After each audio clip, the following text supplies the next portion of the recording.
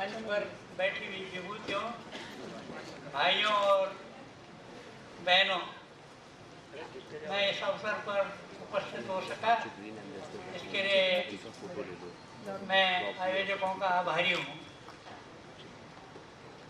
हमारे देश की जो संस्कृति है वो अरण्य संस्कृति रही है। हमारे जो गुरुकुल थे, शिक्षा के केंद्र थे, वो वनों में थे। कृष्ण और सुदामा संदीपनी ऋषि के आश्रम में वन में रहते थे, लेकिन हमारी संस्कृति को अंग्रेजों की जो भोगवादी सभ्यता थी वो बर्दाश्त नहीं कर सकी। उसने कहा हम तो इसके सामने छोटे पड़ते हैं, इसलिए उन्होंने वनों का स्वरूप बदल दिया और वनों को लकड़ी की, इमारती लकड़ी की खाने बना दिया, टिम्बर माइंस बना दिया। और उसका नतीजा ये हुआ कि लोगों और वनों के बीच में एक झगड़ा खड़ा हो गया। आज इस झगड़े को समाप्त करने की आवश्यकता है। जो अंग्रेज गलत काम कर गए उसको उलटने की ज़रूरत है।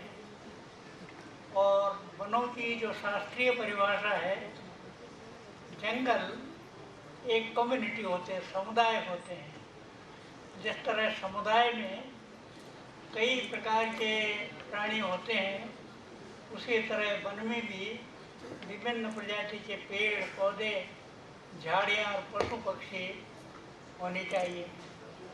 आज हमें जिंदा रहने के लिए वन चाहिए, क्योंकि तापमान वृद्धि के कारण अब जल संकट का युग शुरू हो गया है और जल कहीं से हम ला नहीं सकते हैं। अनाज कम पड़े तो कहीं से आ सकता है, जल कहाँ से आएगा? तो जंगल वनों की, वन नदियों की माँ है।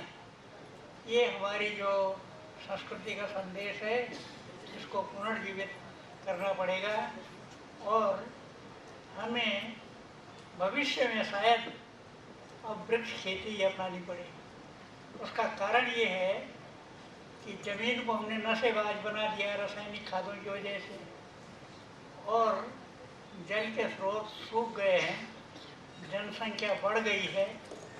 इसलिए अब एकमात्र भविष्य वृक्षों की खेती का है। वही हमें जिंदा रख सकती है, क्योंकि वृक्ष खुली जगह में, आकाश के ऊपर पैदावार देते हैं और ये अनाज के मुकाबले 5 से 10 गुनी ज़्यादा होती है।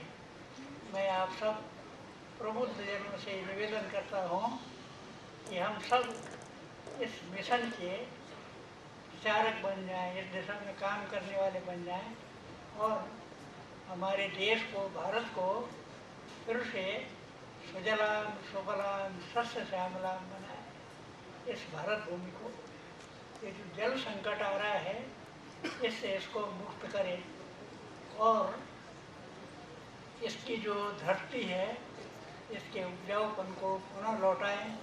और उसका एकमात्र जो तरीका है वो वृक्षों की खेती है। इसलिए जिंदा रहने के लिए वृक्ष हमारा नारा होना चाहिए।